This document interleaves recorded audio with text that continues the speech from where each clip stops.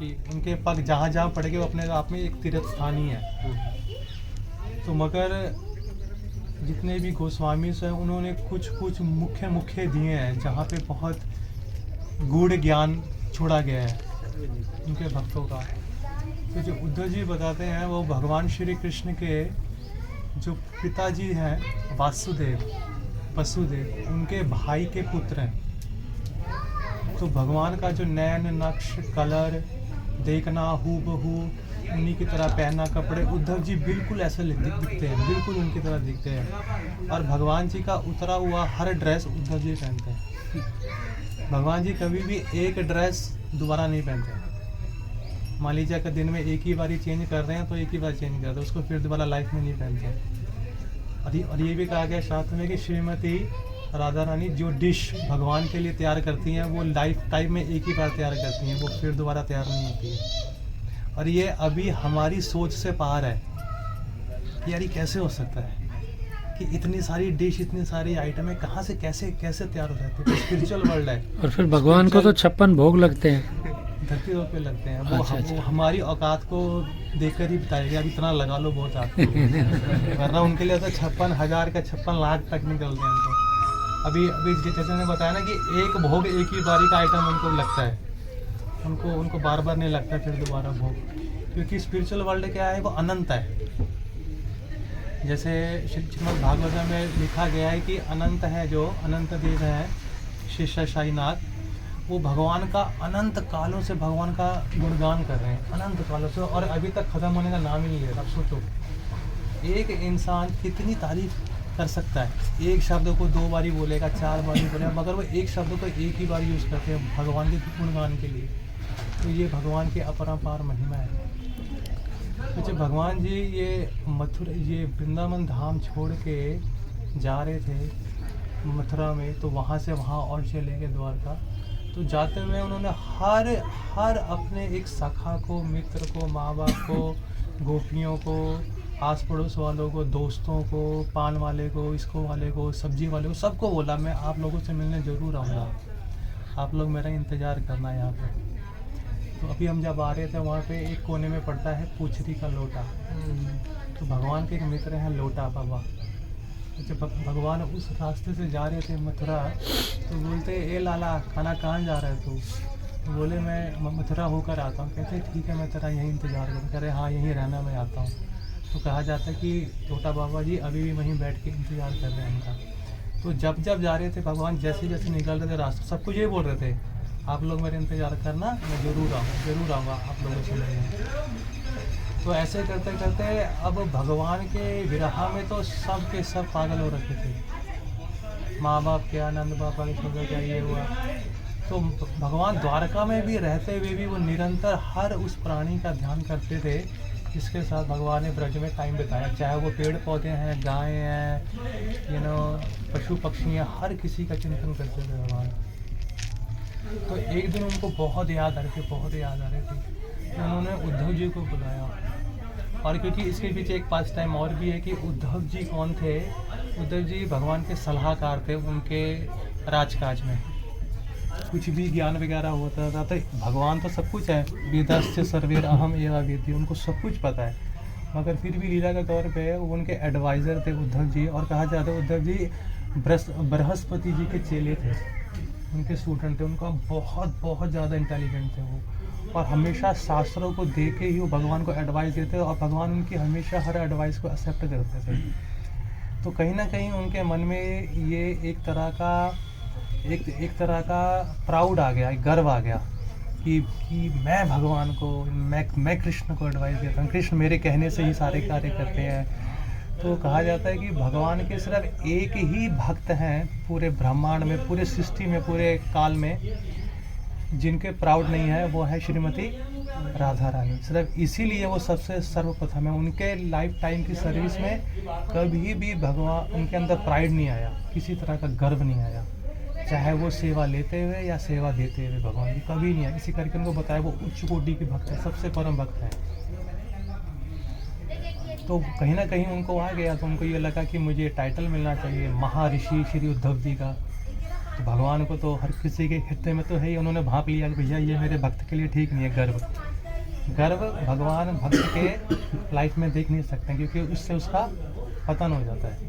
तो उन्होंने फिर आइडिया अपनाया, तो उनको ये लगा कि यार मैं भगवान को काफ़ी क्लोज से जानता हूँ, उनके साथ उठता बैठता हूँ, खाता हूँ, उनके ड्रेसेस पहनता हूँ, उनका जूठा भी खाता हूँ और भगवान मेरी एडवाइस लेते हैं, तो भगवान मेरे बगैर चल नहीं सकते हैं।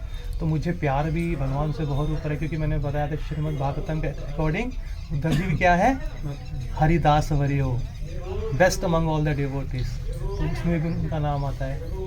तो जब उद्धव जी को ये हुआ तो भगवान ने कहा कि मुझे थोड़ा तो ठीक इसको अपना करना पड़ेगा, और एक पंथ से वो भगवान 2-3 काज करते हैं। उन्होंने बोला कि चलो बहुत टाइम हो गया है, वृंदावन में मैं अपना कोई मैसेंजर भी भेज देता हूँ, इसी बहाने इनको मेरे बारे में, लोगों के बारे में पता चलेगा, और वहाँ का जो मैसेज है, वहाँ का जो हाल है, उद्धव जी से अच्छा कौन जानता है, वो भी मेरे को मिल जाएगा, और उद्धव जी को देख के मेरी छाया आ जाएगी, तो उन लोगों को थोड़ा संतावना मिल जाएगी। उन्होंने उद्धव जी को बुलाया, तो बोला ऐसे ऐसे करके आप मेरा मैसेज लेके वृंदावन धाम जाइए, और वृंदावन धाम जाके जितने भी मेरे हैं, सखा है, माता पिता हैं, मित्र हैं, ग्वाल पाल हैं, गोपियाँ हैं, सबको मेरे बारे में बताइए कि मैं यहाँ पे ठीक ठाक हूँ और आप लोगों का रात दिन चिंतन करता रहता हूँ। तो उद्धव जी को बुलाया, समझाया कैसे क्या क्या है। तो जब वो पहुँचे तो पता है उद्धव जी ने यहाँ पे 9, 10, 11 महीने यहाँ बिताए वृंदावन में।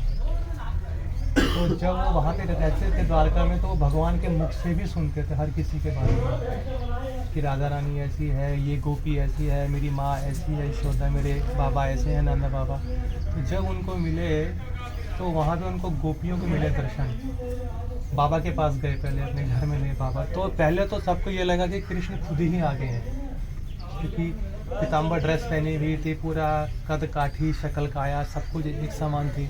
और उन्होंने ध्यान से कहा नहीं, ये कोई कृष्ण नहीं है, ये कृष्ण के कोई दूत आए हैं हमसे मिलने के लिए।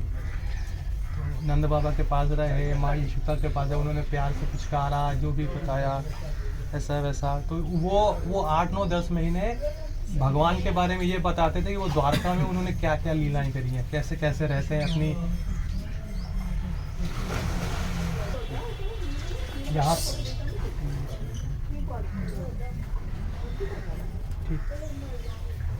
बोलेंगे, और इस हाथ में बाएं हाथ की ललिता विशाखा, उन सबको अलग। तो इन सब का मूड ऑफ कैरेक्टर अलग है कि देखो प्यार करने का क्या होता है इसमें संबंध। लवर के दो भाव के होते हैं इसमें प्यार करने वाले। एक तो होता है कि अगर उसका प्रेमी उसको डांट रहा है तो वो सहन लेती है, तो उसी में खुश रहती है, मुझे डांटा है मैं फिर भी इससे प्यार करूंगी, ये वो। और एक है कि मुझे डांटा तो मैं भी उसको उल्टा डांटूंगी, मगर उसमें बहुत गुहम प्यार है। डांट में जैसे कि किसी के साथ देख नहीं सकती कि ये मेरा प्यार वाला जिसको मैं प्यार करती हूँ कि ये किसी और के साथ क्यों घूम रहा है, इसने मुझे टाइम दिया था 6 बजे आने का, तो 5 मिनट लेट हो गया है, तो मेरा 5 मिनट मैं इसको और प्यार दे सकती थी, इसने मेरा 5 मिनट का प्यार खराब कर दिया। तो उसका डांट है, तो उस प्यार के अंदर डांट है, एंगर में प्यार है। याद है कि मेरा पूरा प्लान था कि मेरा प्रेमी मेरे पास आएगा तो 30 मिनट इसको मैं खूब प्यार दूंगी, पर ये बेवकूफ़ 25 मिनट आया है, तो 5 मिनट लेट हो गया, तो मेरा 5 मिनट का प्यार मेरा खराब हो गया, तो उसका एंगर है वो। अब सोचो वो कितना हाई लेवल का प्यार है वो, सोच रहे हो। एक होता चलो आ गया, चलो 25 मिनट आए, उसी से काम सार लेंगे, तो एक ये हो गया मूड। और एक होता नहीं, वो 25 मिनट भी दूंगी और 5 मिनट और भी दूंगी, तो वो राधा रानी का भाव था यहाँ पे। गर्व है कि अपने आप को सुपीरियर जानना, गर्व ये है कि मेरे बगैर कृष्ण कुछ नहीं है, मैं करता हूँ तो खाते हैं, तो ये वाला गर्व, मटेरियल गर्व। तो ये राधा रानी में प्राइड है ही नहीं, इस करके वो सबको सुपीरियर है, सबसे ऊपर जाती है, तभी कृष्ण उनके पीछे पीछे भागते हैं। बाकी सब उनके पीछे भागते हैं, मगर कृष्ण ऐसे हैं जो श्रीमती राधा रानी के पीछे पीछे भागते हैं, क्योंकि उनपे बिल्कुल गर्व भाव मुमकिन नहीं है।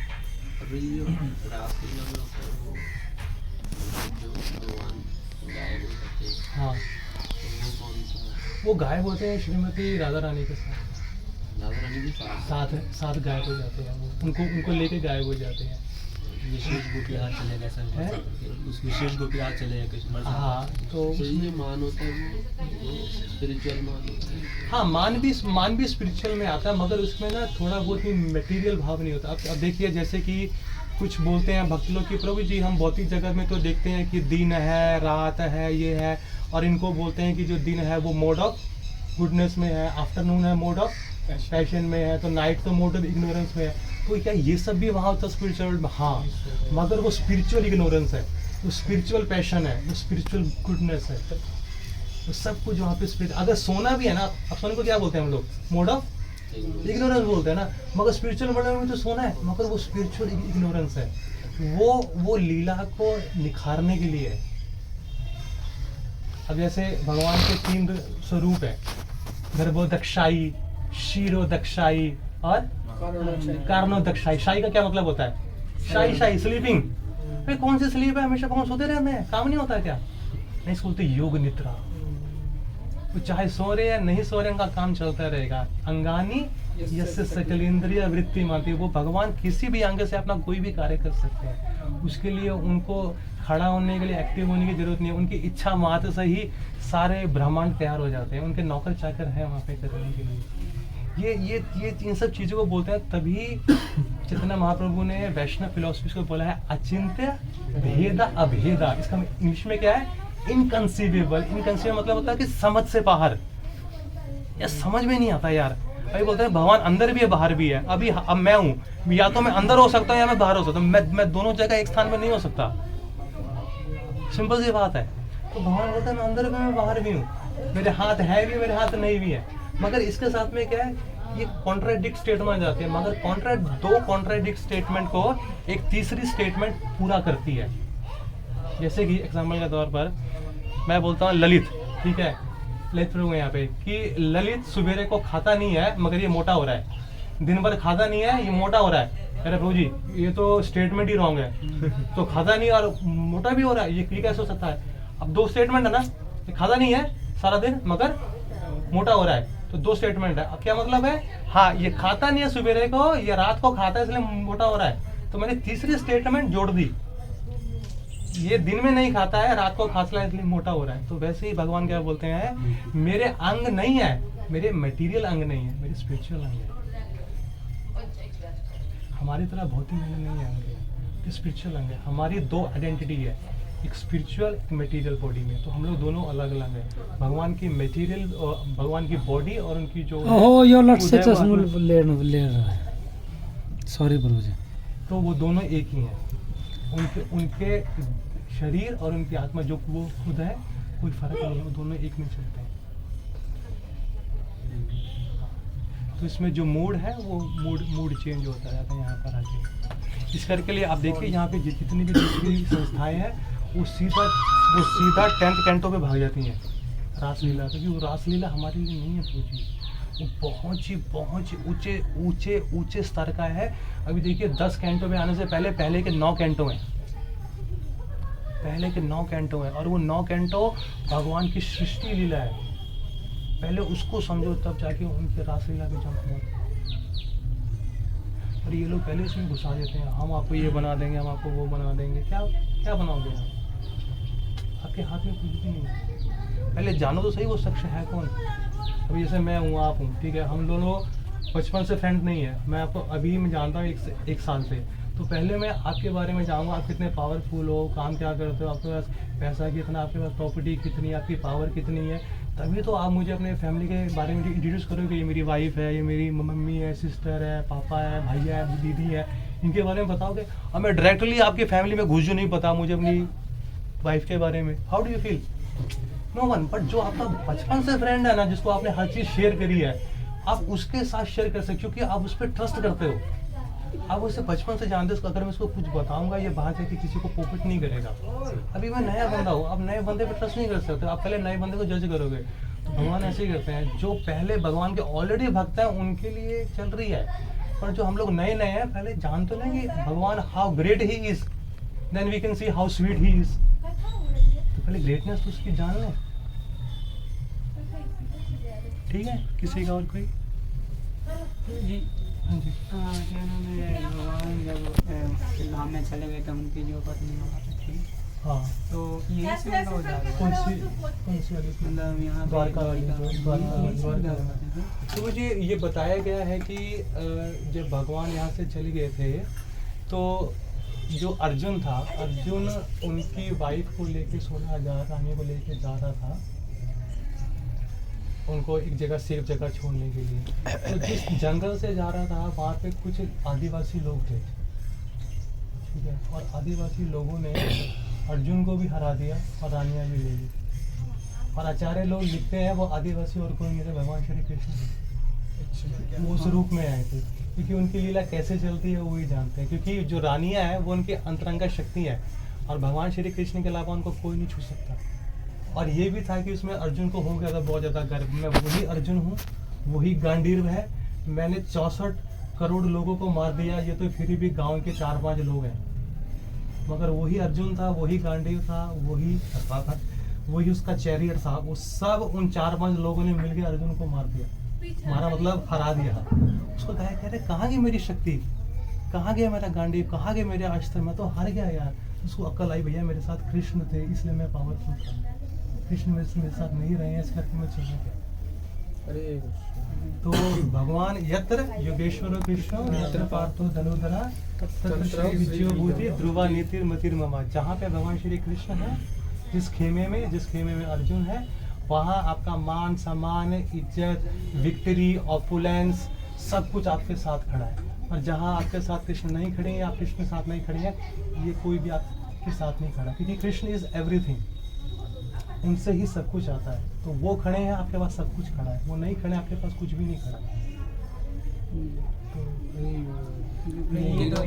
ये प्रसंग है, लेकिन इस पे यहाँ पे लिखा हुआ है, इसमें कहाँ पे लिखा हुआ है?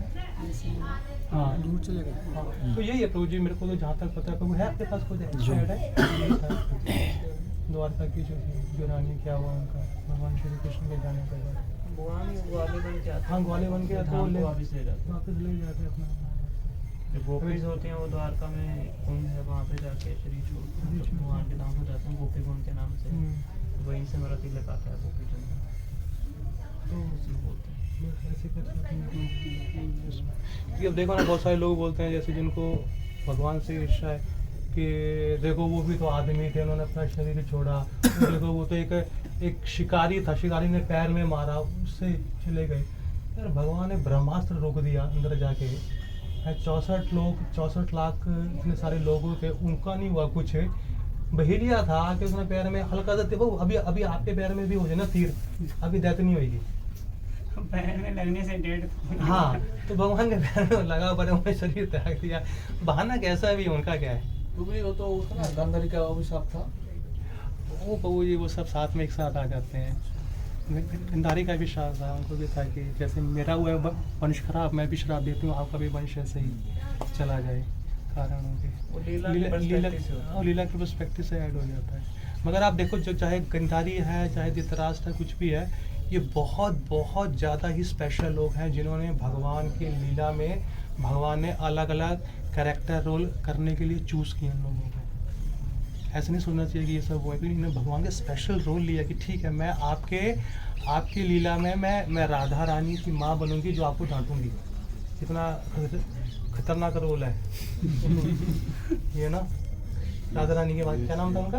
जटिला कुटीला माँ बेटी जटिला कुटीला। देखो ना, वो भगवान की भक्त है वो, तो भगवान के कैरेक्टर में भगवान सबको पता है, आप ये रोल करो, आप ये रोल करो, आप ये रोल करो, आप ये रोल करो, सबको दे रखा है। तो हर कोई अपना अपना रोल परफेक्टली कर रहा है ताकि उसमें अच्छे से और आनंद आए लीला के अंदर। तो हमें ऐसा नहीं सोचना चाहिए कि जो हमारे साथ हो रहा है वो हमारा कर्म है, उसके लिए हम लोग बाध्य नहीं है। मगर जो भगवान के साथ हो रहा है, भगवान ही डायरेक्टर हैं, उनके डायरेक्शन में ही सारा कुछ प्ले हो रहा है। तो ये वो अपरंपार है, वो बोलते हैं जन्म कर्म क्षमे दिव्यम। तो जो मेरे जो जन्म है, मेरे कर्म सारे के सारे ट्रांसेंडेंटल है, उनकी कॉपी मत करो, उनसे शिक्षा लेके अपना जो ये भौतिक जन्म है जो आपको मिला है मनुष्य का, इसको सार्थक बनाओ।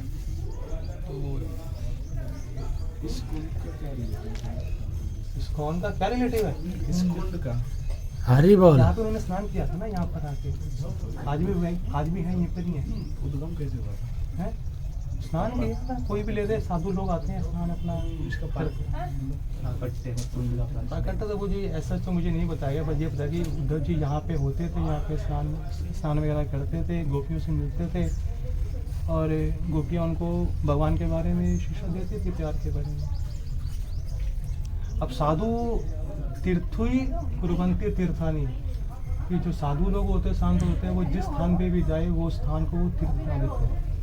तो उद्धव जी हरिदास भरी हैं, बहुत बड़े भक्त हैं, वो जहाँ पे भी अपना पैर रखे हैं वो अपने ताप में एक तीर्थ स्थान है, ऐसे करके ये तीर्थ स्थान बनाया गया कुंड करके, झाड़ियों में है, गुमलता के रूप में विराजमान है। ये ऊंचे स्तर का प्रेम तो ये भी मुश्किल है अभी ना अपने को समझ पाना, बहुत ज़्यादा हाई है। अभी लोग देखो कितने सारे आशा करते हैं कि हम वृंदावन में जाके रहेंगे, और ज़्यादा सारे पहले ढूंढते एसी रूम कितने हैं, फ्रिज है कि नहीं है, टेंपल है कि नहीं पास में, टोटो है कि नहीं है।